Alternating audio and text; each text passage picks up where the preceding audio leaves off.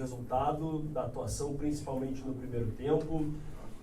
A estreia do Enner, uma disposição até um pouco diferente, um time um pouco mais ofensivo. Por que o Inter não conseguiu ter uma boa atuação, principalmente no primeiro tempo, com essas novidades na escalação? Boa noite a todos. Realmente fizemos um primeiro tempo muito ruim. Não marcamos bem, não organizamos bem e, por consequência, também não atacamos bem, não conseguimos ser ofensivos. Apesar de ter 3 atacantes, a gente não conseguiu ser uma equipe equilibrada a ponto de fazer os fundamentos do jogo, né? O Fluminense tem uma criação muito boa, é um time que tem talvez uma das melhores criações do campeonato. A gente sabia como eles iam fazer ou como é a ideia da equipe deles. Nos preparamos para tentar neutralizar isso com os 3 jogadores de meio.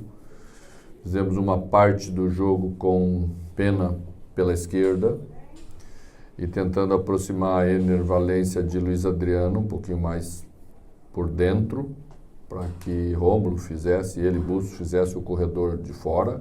Não conseguimos fazer. E por consequência fomos dominados a ponto de terminar o primeiro tempo sem quase concluir uma bola em termos de ataque, em termos de organização. Acho que no segundo tempo melhoramos um pouco, tiramos um atacante, colocamos mais um jogador de meio campo para tentar fazer essa bola passar e sair com mais qualidade do meio. Acho que conseguimos chegar no último terço mais vezes, né? Mas ainda com uma dificuldade de concluir.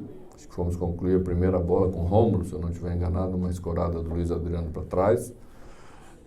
Depois com o Alemão no poste. A equipe esteve mais próximo daquilo que podemos ser, mesmo tendo a dificuldade de jogar contra uma equipe que propõe bastante o jogo. Mas não merecemos um resultado diferente daquele que estamos levando. Eu sei que tem os 10 jogos de invencibilidade até então, isso obviamente precisa ser colocado, mas me entenda, talvez o senhor possa pensar diferente. Não parece que o Inter, quando precisa dar uma demonstração de tipo, agora vai, ele dá essa oscilada que o senhor está admitindo? Não acho. Acho que a gente entrou para o jogo de hoje com alguns problemas bem prováveis. A gente perdeu os 2 jogadores de construção, um deles por terceiro amarelo, Maurício por lesão. E perdemos um terceiro jogador de meio que me obrigou a fazer 2 alterações, né?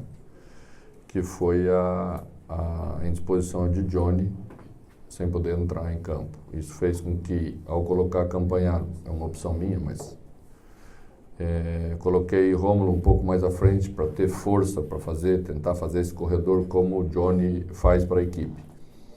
Então a gente veio com 3 alterações bem significativas, eu penso.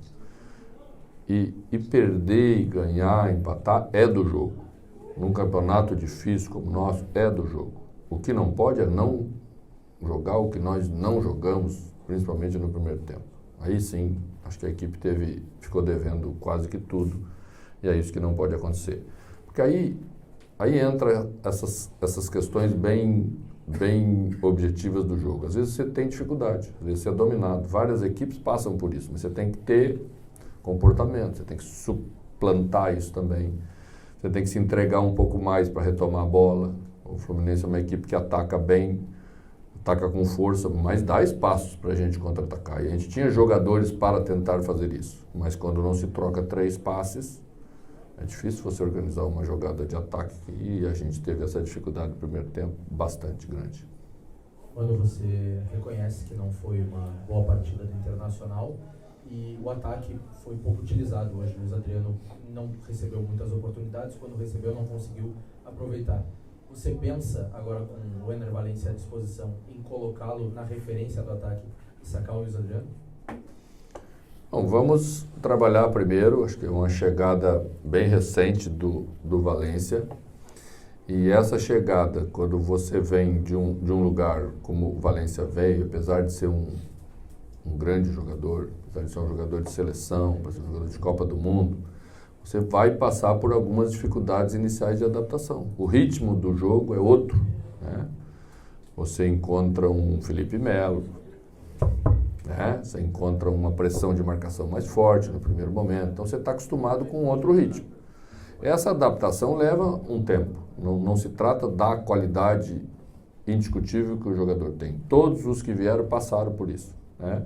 É bem provável que também teremos isso para com o Valência, e nós vamos fazendo da mesma maneira como fizemos para os outros, para logo termos ele numa condição ideal, e aí vamos ver que opção tática vai ser melhor para a equipe. É isso que vai ser determinante, sempre como foi até agora.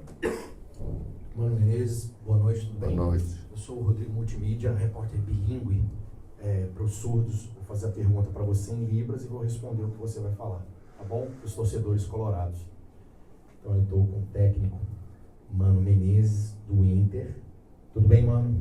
Bem. Boa noite. Perguntar ao Mano.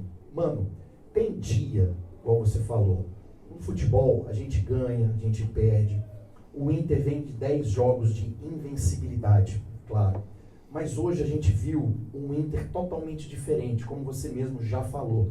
O Inter não jogou hoje o que vinha jogando. Como é que você, agora no vestiário, fala com os seus jogadores com uma atuação como essa, que hoje realmente tem dias que nada dá certo, tem dias, e é normal isso do futebol. O que você fala num jogo como esse para os seus jogadores? Bom, falo o que estou falando aqui, né? Não dá para ir lá no vestiário falar uma coisa para os jogadores e depois falar outra aqui. A gente não fala todas as coisas que a gente fala no vestiário, a gente não fala em público, porque tem coisas que pertencem ao vestiário, né? Mas não fala uma coisa lá e outra aqui, porque isso não dá certo em lugar nenhum. Daqui a pouco vocês vão ficar sabendo que eu falei outra coisa lá. Não é assim que funciona. Mas eu sempre procuro entender e analisar juntamente com os jogadores, logicamente que depois do jogo não de forma tão profunda, mas durante a semana certamente, o porquê tivemos as dificuldades que tivemos e a maneira como vamos ter que solucionar isso quando essas dificuldades estiverem presentes novamente. Buenas noches, Manu. Obrigado, Mano. Buenas noches. Por acá. Quería consultarle por Charles Aránguiz. Quería que pudiera hacer una evaluación de estos 45 minutos jugados y en general, si es que nos pudiese hablar de este proceso de recuperación del futbolista chileno, cómo lo ha vivido, cómo lo ha tomado, cómo lo ha visto usted. Bom, é a segunda vez que Aránguiz joga, fez alguns minutos no jogo passado, diante do Cruzeiro, e agora já fez 45 minutos. Acho que o processo é exatamente esse, né? Ele qualifica demais a nossa passagem da bola pelo meio campo, e é possível, ele é uma das justificativas da melhora do segundo tempo, tá? Então vamos caminhando e vamos ver até aonde vamos para ter a segurança de, quem sabe, colocá-lo numa segunda função, para dar mais qualidade ainda na nossa saída de bola, que hoje sofreu bastante no primeiro tempo. Sempre que fomos apertados no primeiro tempo, recuamos a bola para o nosso sistema defensivo, o nosso sistema defensivo recuou para John. Acho que tivemos 10 bolas recuadas para John no primeiro tempo. E isso é um sinal objetivo da dificuldade que a equipe teve para transitar com a bola pelo meio campo. E Aránguiz dá essa qualidade para a gente solucionar problemas como esse, que todos tentam bloquear, mas a gente tem que resolver. Mano, tu falou que perdeu 2 jogadores importantes, a gente sabe, Maurício e Alan Patrick, 3, o Johnny depois, né? A dificuldade que o Inter teve para circular a bola, e muito nos foi falado para torcedor colorado, o grupo é suficiente, o grupo é suficiente. Hoje a gente vê que o grupo não é suficiente, porque não tem um reserva, não tinha um meia para botar em campo hoje, que criasse para o time do Internacional. Nós estamos em julho.